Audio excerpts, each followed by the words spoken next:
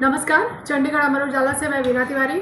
हम अभी पीजीआई के कर्मचारी संघ के कार्यालय में हैं। यहाँ पर हमारे साथ यूनियन के अध्यक्ष बेअंत कंबोज जी हैं। इन्होंने बताया कि 30 अप्रैल को जो दीक्षांत समारोह होने वाला है वो कर्मचारियों के लिए भी बेहद खास है।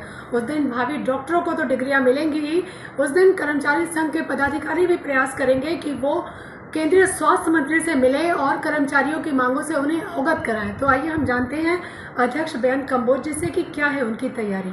प्रॉब्लम फेस करनी पड़ती है, तो इन 3 खास मांगों पर और जो हमारी कमेटी डिसाइड करेगी और भी जो ज़रूरी इशू होगा उन पर हम अपना पत्र देंगे हेल्थ मिनिस्टर जी से।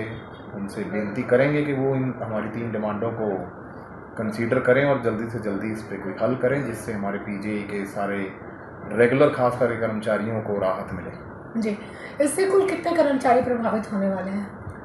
देखिए जी, कैडर व्यू तो जितने भी हमारे पीजीआई के रेगुलर स्टाफ हैं उससे सारे ही प्रभावित हैं। कैडर व्यू सबके लिए है। उसके अलावा जो बोनस है, बोनस भी काफ़ी सारे कर्मचारियों का मुद्दा है।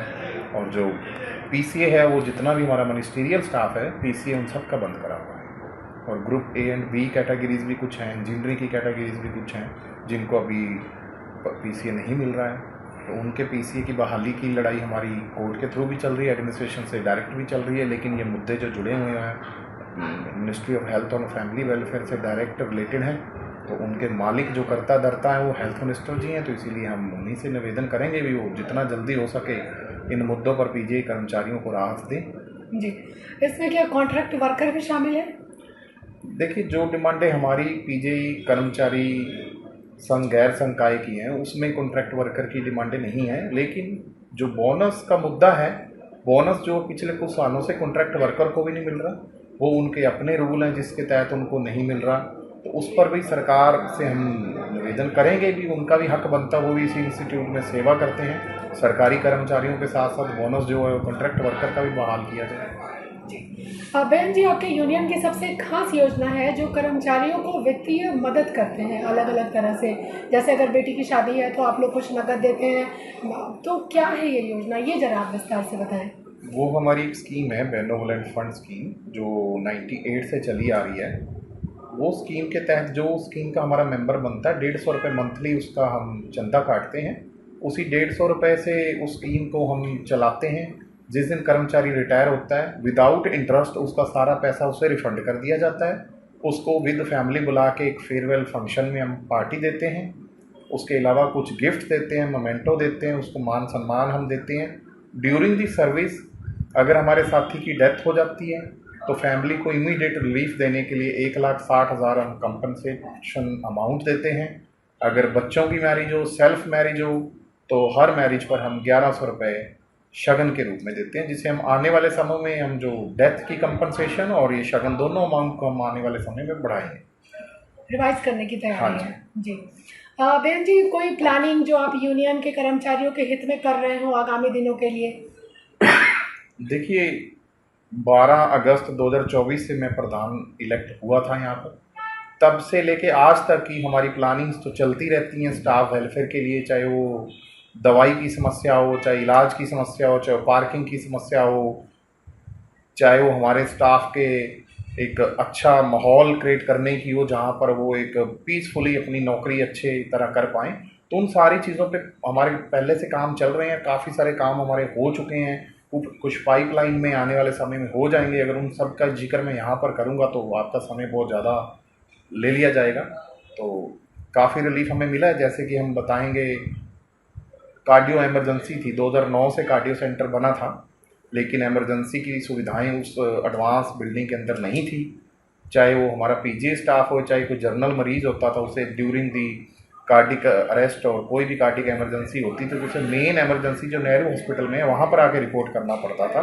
लेकिन मेन एमरजेंसी के अंदर रश ज़्यादा है क्योंकि वहाँ काफ़ी सारे डिपार्टमेंटों के पेशेंट आते हैं, डॉक्टर्स कम है, स्टाफ कम है, मरीज़ बहुत ज़्यादा है, जिस कारण जो हार्ट का पेशेंट होता था उसे तवज्जो नहीं मिल पाती थी और वहाँ पर कोई हार्ट का डॉक्टर भी नहीं होता था। जब तक उस मरीज को कार्डियो की एडवांस सेंटर में शिफ्ट करा जाता था तब तक बहुत सारे मरीजों की जान चली जाती थी या रास्ते में जान चली जाती थी। सुविधा जो थी वो नामात्र थी। 17 दिसंबर 2025 को हमने यूनियन की तरफ से ये डिमांड रखी भी वो कार्डियो के अंदर ही, जैसे पूरे हिंदुस्तान के अंदर जितने भी एडवांस सेंटर्स हैं उनकी इमरजेंसी उन्हीं के अंदर है। लाइक अभी हमारे यहाँ पर एपीसी एडवांस पेडियाट्रिक सेंटर है, तो बच्चों की इमरजेंसी एपीसी के अंदर ही है।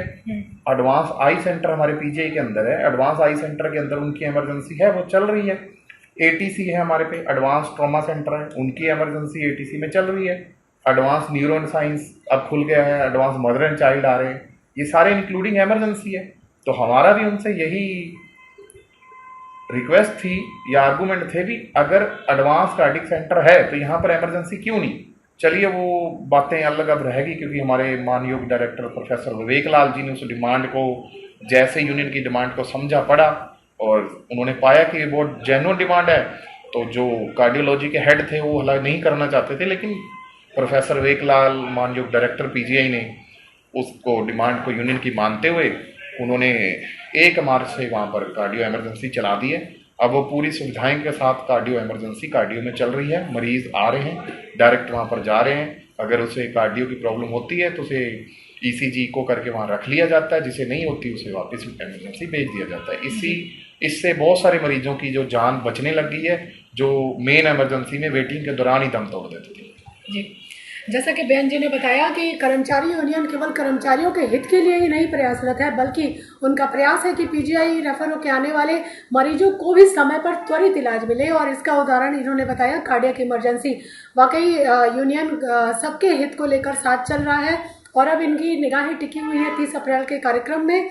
तो यूनियन के साथ हम भी उम्मीद करते हैं कि स्वास्थ्य मंत्री इन्हें मुलाकात के लिए टाइम देंगे और कर्मचारियों की बातों को सुनेंगे, ताकि कर्मचारियों के दिल में उनके प्रति सम्मान और बढ़े और इनका विश्वास संस्थान के प्रति और मजबूत हो। तो बने रहिए चंडीगढ़ से अमर उजाला के साथ, वीना तिवारी के साथ। धन्यवाद। आपके राज्य की खबरें, आपके शहर की खबरें सबसे पहले जानने के लिए देखते रहें अमर उजाला। चैनल को सब्सक्राइब जरूर कर लें और पाएं हर अपडेट।